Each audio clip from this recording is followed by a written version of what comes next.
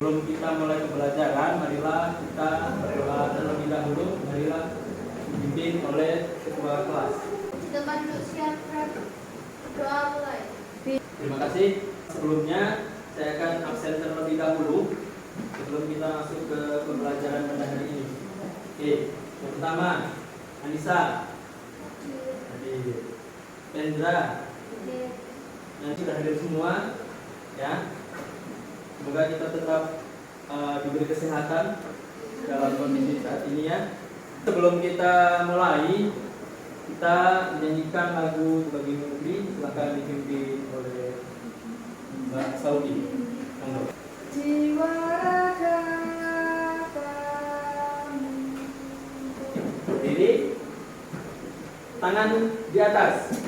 Coba kita refleksi dulu ya, refleksi dulu. Tangan di atas. Fokus ke saya, jangan yang lain. Harus satu orang. Oke, nggak fokus. Jangan berpaling, Pegang telinga. Nah, kalau ada yang ikut saya berarti nggak fokus. Jangan boleh fokus ya. Oke, terima kasih. Duduk dulu. Sebelum kita masuk pembelajaran agar nantinya kita lebih memahami runtutan dari materi yang akan kita selesaikan di pertemuan ini, maka kita refleksi dulu untuk flashback ke belakang. Minggu lalu kita bahas apa? Silahkan disampaikan. Siapa? Oke, Pak Rendra, monggo. Jumlah Asmaul Husna atau nama-nama Allah yang baik ada 99 nama dan dibuktikan melalui firman Allah Quran Surat Al-A'raf ayat 180 serta didukung oleh hadis Nabi Shallallahu Alaihi Wasallam. Bagi yang mampu menghafalkan serta mengamalkan Asmaul Husna, maka akan masuk surga. Oke, terima kasih. Kasih aplausnya. Oke. Selanjutnya, saya akan bertanya sebelum masuk ke dalam materi, ya. Ada pretestnya ini. Nah, silahkan dibuka HP-nya. Saya share ke grup ya, grup kelas ini ya. Saya share materinya. Oke, sudah masuk? Ya, silahkan dikerjakan terlebih dahulu. Sudah selesai? Sudah. Oke, saya cek ya. Alhamdulillah sudah masuk semua. Nilainya memuaskan. Selanjutnya di pertemuan kemarin ya kita sudah bahas tentang Asmaul Husna. Nah, artinya kalian masih memahami materi yang kemarin kita bahas. Metode pembelajaran kita yaitu problem based learning ya atau PBL.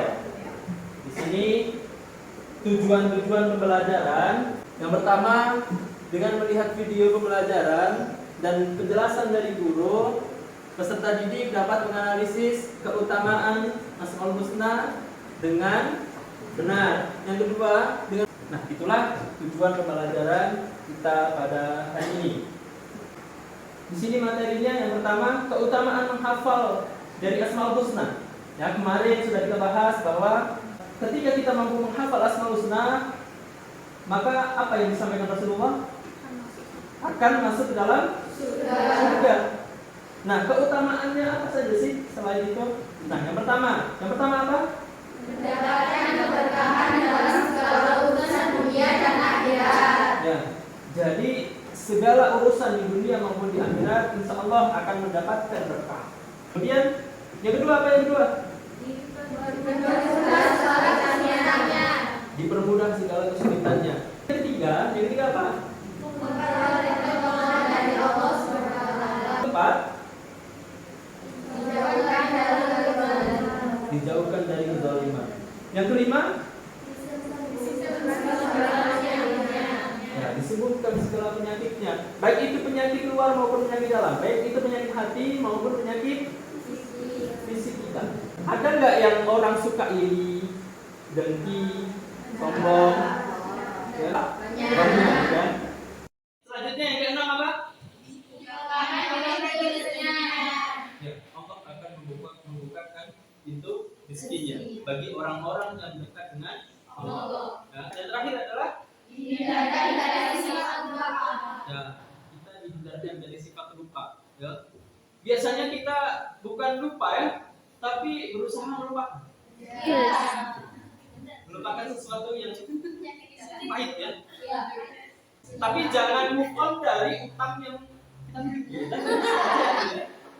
Hikmah dari beriman kepada Allah yang pertama, Hati menjadi hati tenang. menjadi tenang, kemudian mendapatkan Bimbingan dari Allah Subhanahu wa Ta'ala. dan terakhir Mendapatkan kebahagiaan yang sesungguhnya. Insya Allah paham ya. Lanjut kepada hikmah dari Asmaul Husna. Yang pertama adalah Al-Karim. Ini memiliki Keluhuran budi. yang kedua, nah yaitu dari Al-Mu'min. Al-Mu'min ini hikmahnya yang pertama adalah Dapat memberikan keamanan untuk makhluk lain. ya memberikan keamanan. Al-Mu'min memberikan keamanan. Ya. Jadi makhluk lain, kita menyayangi makhluk lain, misalnya ya kalian suka kelinci, sayang-sayang gitu ya. Kalian suka kucing, pelihara kucing misalnya, jadi sayang-sayang, jangan dianiaya. Kemudian hidup optimis. Itu merupakan hikmah dari Asmaul Husna apa? Al-Qadir. Yang keempat adalah teguh pendirian. Merupakan hikmah dari Al-Mahdi. Al-Mati. Mempersiapkan diri di padang mahsyar. Nah, ini ya. Berarti apa? Al-Jamin. Jadi kita harus mempersiapkan sejak kapan? Sekarang, ya. Kemudian yang keenam yaitu dari Al-Adl, apa hikmahnya? Yakin bahwa Allah Maha apa yang kita butuhkan. Kemudian yang ketujuh apa? Menjawab terhadap apa yang dibutuhkan. Ya, itu adalah hikmah dari Amin. Cara meningkatkan iman kita kepada Allah, ya, yang pertama adalah Rutin membaca Al-Quran.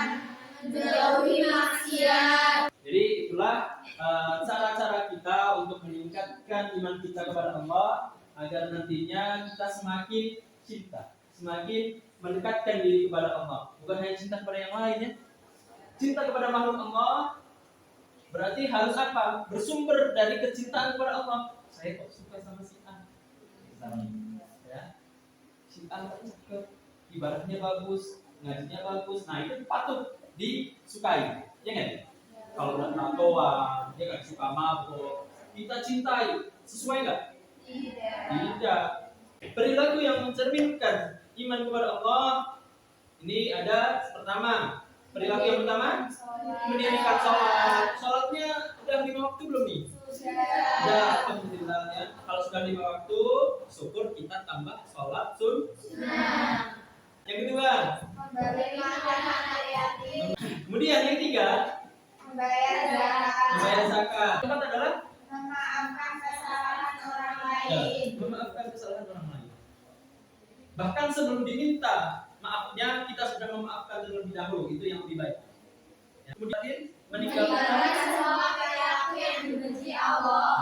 perilaku dari Asmaul Husna dalam kehidupan sehari-hari. Yang pertama, menjadi orang yang kemudian kedua, ketujuh itu merupakan Asmaul Husna yang kita bahas di lalu. Ya, ada dari contoh Al-Karim, ada Al-Mu'min, ada Al-Wakil dan lain-lain. Ya, insyaallah kita bisa mengamalkan itu semua. Oke, dari materi ini, yuk kita buat kelompok lagi seperti minggu lalu. Bagikan LKPD ya untuk lembar kerja kalian per kelompok masing-masing. Silakan. Bisa kalian buka atau cari jawaban dari internet. Bisa juga kalian ambil dari buku paket.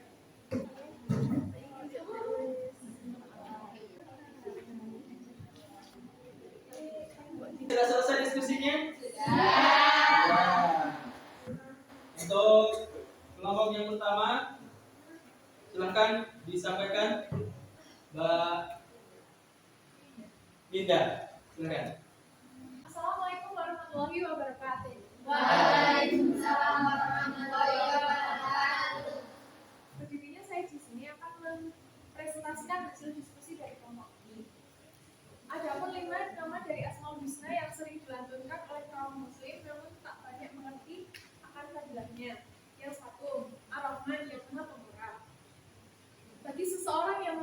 dia Rahman sebanyak 500 kali setiap habis sholat fardu, maka insya Allah akan memperoleh ketenangan hati serta tidak merasa gugup dan lupa. Yang kedua, Ar-Rahim, yang artinya Maha Penyayang. Apabila kita sering membaca Ya Rahim sebanyak 100 kali dalam sehari atas izin Allah, insya Allah orang yang melihat kita akan merasa belas kasih terhadap kita. Apakah ada pertanyaan? Tidak. Wassalamualaikum warahmatullahi wabarakatuh. Waalaikumsalam warahmatullahi wabarakatuh. Oke, untuk kelompok selanjutnya, kelompok 2, silakan Pak Saud. Saya di sini ingin mempresentasikan hasil diskusi dari kelompok 2, yaitu 4 bukti adanya Asmaul Husna dalam Al-Quran dan Hadis. Yang pertama ada di Quran Surat Toha ayat 8. Yang kedua Quran Surat Al-A'raf ayat 180. Yang ketiga Quran Surat Al-Isra ayat 110 dan berada di hadis riwayat Ahmad.